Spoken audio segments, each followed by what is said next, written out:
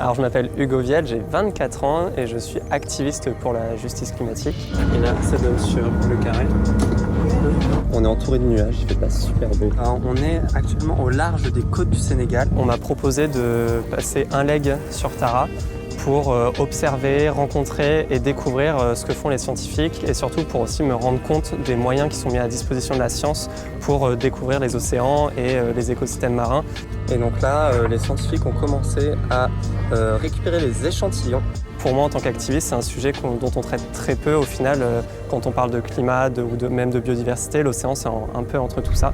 Et donc j'ai pu bénéficier de cette opportunité sur Tara pour découvrir les écosystèmes marins.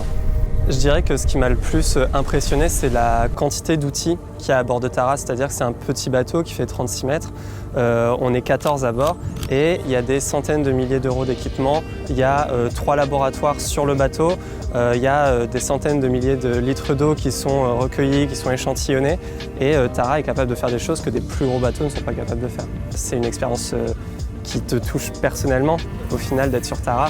C'est 3 semaines en mer, on est au milieu de l'océan, on ne voit pas la terre autour et c'est quelque chose qui permet aussi une communion avec les éléments qui est assez particulière. Donc c'est sûr qu'être sur Tara pendant 3 semaines, c'est une expérience hors norme et qui te touche personnellement.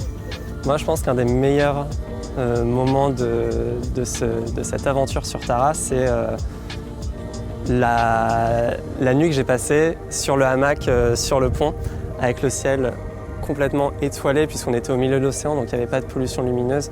Et bon, j'étais de quart cette nuit-là, donc j'ai dû me réveiller au milieu de la nuit pour aller faire mon quart.